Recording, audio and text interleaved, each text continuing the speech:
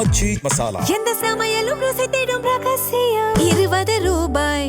தலைவர் அம்மாவை நினைச்சு என்னை யாரு வசப்பாடினாலும் அதையெல்லாம் நான் காதுல வாங்கிக்காம நம்மளுடைய இலக்கு ஒண்ணுதான் அப்படின்னு நினைச்சு நானும் ரொம்ப பொறுமை காத்தேன். ஆனா நான் உட்கார வச்சுட்டு போன முதலமைச்சர் நான் போய் எங்க போனேன், சுற்றுலாவா போனா, நான் போனதோ சிறைச்சாலை. அந்த நேரத்துல கூட ஒரு பொறுப்புள்ள தலைவியா நான் அங்க நடந்துகிட்டு ஒருத்தரை உட்கார வச்சுட்டு போறேன். ஆனா போய் 2 மாசத்துக்குள்ள என்னையே பொதுச் செயலாளர்ல இருந்து நீக்கிறாரு. சரி இருக்கட்டும், நீ என்ன நடக்குதுன்னு நம்ம பார்ப்போம் அப்படின்னு பார்த்தேன். கடைசியில நான் ஒரு வழியா வெளியில வர்றேன். 4 ஆண்டுக்கு பிறகு வந்து பார்த்தா இவருடைய போக்கு சுத்தமா சரியில்லை. கீழே கட்சிக்காரவங்கள அவங்க குடும்பத்தை எதையும் நினைக்கல.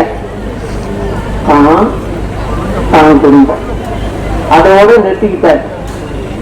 கட்சிக்காரவங்க எல்லாம் வெளியில தலை நிமிர்ந்து போக முடியாத ஒரு நிலைமைக்கு தள்ளி கொண்டு விட்டாரு.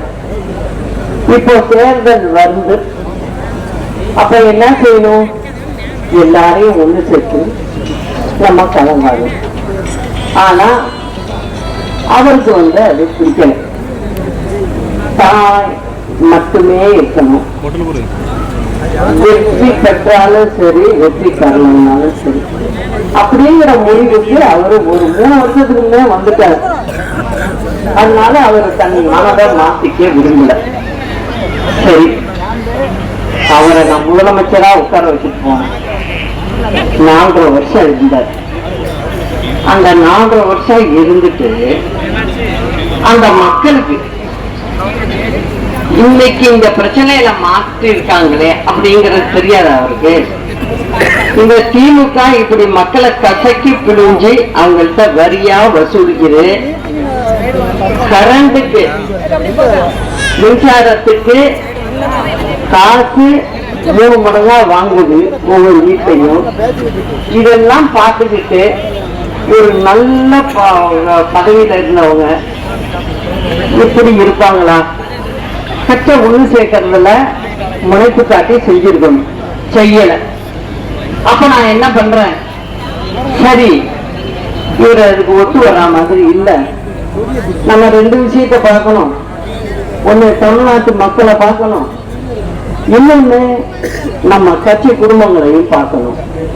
இந்த 2 பொறுப்பும் நமக்கு இருக்கு. அதனால நம்மளே இறங்கிதான் ஆகணும் அப்படின்னு சொல்லிட்டு தான் நான் இறங்கினேன். இப்போ தேர்தல் வந்துட்டு சின்னத்தை வாங்கணும், செல்லந்தப்பு சின்னம். எப்போதுமே நான் தனியா இருக்கிறதே விரும்புறதில்லை. எப்போதுமே மக்கள் பிரச்சனை, மக்களோட இருந்து பழகிட்டோம். அதனால நமக்கு மக்கள் இருக்கு, தமிழ்நாட்டு மக்கள் இருக்கு, எல்லாத்தையும் பார்த்துக்குவோம் அப்படிங்கிற முடிவுக்கு வந்தேன். அதுக்கப்புறம் தான் இப்ப தேர்தல் காலத்துல நம்ம நிக்கிறோம். இப்ப அந்த இடத்துல உங்கள்கிட்ட பேசுறேன்னா இதுக்கு 2 காரணம் தான். ஒண்ணு, கழக தொண்டர்கள் தலை நிமிர்ந்து நடக்கணும், தமிழ்நாட்டு மக்கள் நல்லா இருக்கணும் அப்படிங்கிறத நினைச்சுதான் நாம இப்ப தேர்தல்ல போட்டி போறோம். இந்த போட்டியில யாரு எங்கன்னாலும் சரி, தேர்தல் வந்தா 4 கட்சி போட்டிக்கு வரத்தான் செய்யும். அது வர்றது நல்லதுதான், அது ஒன்றும் தவறு கிடையாது. அதனால நம்ம இந்த தேர்தல்ல இந்த ஆலங்குளம் தொகுதியில நம்ம வேட்பாளர் எந்த சின்னம் சொல்லுங்க பாப்போம்? தென்னந்தோப்பு சின்னம். அதுல அவருக்கு வாக்களிக்கணும். அது மட்டும் இல்ல, இங்க ஆலங்குளம் தொகுதியில சில பிரச்சனைகளை சொன்னாங்க.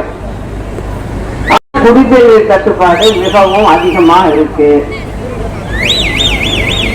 10ல இருந்து 15 நாளைக்கு ஒரு முறை தான் குடிக்கிறதுக்கே தண்ணி வருது அப்படின்னு சொல்றாங்க. ஆனா திமுக அரசாங்கத்தை கேட்டா தினம் நாங்க தண்ணி விட்டு போவாங்க. ஆனா உண்மை என்னன்னு உங்களுக்கு எல்லாம் தெரியும். இதுதான் நடக்குது. இது ஒரு பெரிய வேதனை தான். ஆலங்குளம் பேரூராட்சி அலுவலக கட்டடம் பழுதானதுனால கடந்த 2 ஆண்டுகளாக ஊருக்கு ஒதுக்குப்புறமாக சுடுகாட்டு பகுதியை ஒட்டி அமைந்துள்ள ஒரு வாடகை கட்டடத்துல இயங்கி வருது. புதிய சொந்த கட்டிடம் கட்டித்தர கோரிக்கை. இது ரொம்ப தப்பான விஷயம். இதை விட அவங்களுக்கு வேற என்ன வேலை இருக்கு? அப்புறம் எப்படி 12 லட்சம் கோடிய கடன் வாங்கியிருக்காங்கன்னு புரியல எனக்கு. ஆலங்குளம் அரசு மருத்துவமனையில் போதிய மருத்துவர்கள் மற்றும் செவிலியர்கள் இல்ல. இது இங்க மட்டும் இல்ல, தமிழ்நாடு முழுவதும் இதான் நிலைமை. நோயாளிகளை தென்காசி அல்லது திருநெல்வேலி மருத்துவமனைக்கு அனுப்புறாங்க, இங்க வைத்தியம் பார்க்காம. ஆலங்குளம் பேரூராட்சி பகுதியில் உள்ள சுகாதார வளாகங்கள் முறையான பராமரிப்பு இல்லாமல் பழுதடைந்து மக்கள் உபயோகப்படுத்த முடியாத நிலைமையில உள்ளது. அது உண்மைதான். ஆலங்குளத்தில் உள்ள தெருக்களில் வீட்டு குடிநீர் திட்டத்திற்காக தோண்டப்பட்ட சாலைகள் சரிவர மூடப்படாமல் பொதுமக்கள் நடமாட முடியாத அளவிற்கு குண்டும் குழியுமாக காணப்படுகிறது. விவசாய பணிகளுக்கு பயன்படுத்தப்படும் கால்வாய்கள் நீண்ட காலமாக பராமரிப்பு இன்றி காணப்படுவதால் பாசனத்திற்கு தண்ணீர் இல்லாமல் விவசாயிகள் வேதனைப்பட்டு இருக்காங்க. சாலைகள் போதிய பராமரிப்பு இன்றி மிகவும் மோசமான நிலையிலேயே உள்ளன. ஆலங்குளம் சுற்றுவட்டார பகுதிகளில் அதிக அளவில் தனியார் கல்குவாரிகள் இயங்கி வருவதால் அங்கிருந்து கனிம வளங்களை கேரளாவிற்கு கொண்டு செல்வதற்காக ஏற்றிச் செல்லும் கனரக லாரிகளால் அவ்வப்போது விபத்துகள் ஏற்படுகிறது. கடந்த 3 தினங்களுக்கு முன்பு மருதமுத்தூர் கிராமத்தில் பதநீர் இறக்கி விற்பனை செய்யும் தொழிலாளியை கல் இறக்கியதாக கூறி போலீசார் அந்த இளைஞரின் காலில் துப்பாக்கியால் சுட்ட சம்பவம் பனையேறும் தொழிலாளர்களின் மத்தியில் பெரும் அச்சத்தை ஏற்படுத்தியுள்ளது. இது வன்மையாக கண்டிக்கத்தக்கது. ஆலங்குளத்தில் பெண்கள் அதிக அளவில் பீடி சுற்றும் தொழிலில் ஈடுபட்டு வரும் நிலையில் பெண்களுக்கு என தனியாக மருத்துவமனை அமைக்க கோரிக்கை. இதெல்லாம் நீண்ட நாளா இந்த மக்களுடைய கோரிக்கையா இருக்கு. இதை எதையும் திமுக அரசு செய்யல.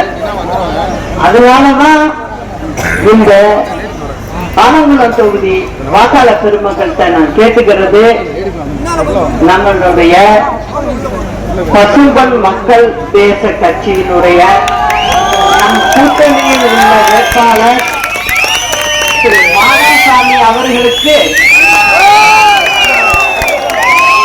தென்னந்தோப்பு சின்னத்தில் வாக்களித்து அவரை பெருவாரியான வாக்குகள் வித்தியாசத்தில் வெற்றி பெற செய்ய வேண்டும் என்று வெற்றி நமதே. அண்ணா நாம வாழ்க, புரட்சி தலைவர் நாம வாழ்க. நன்றி, வணக்கம்.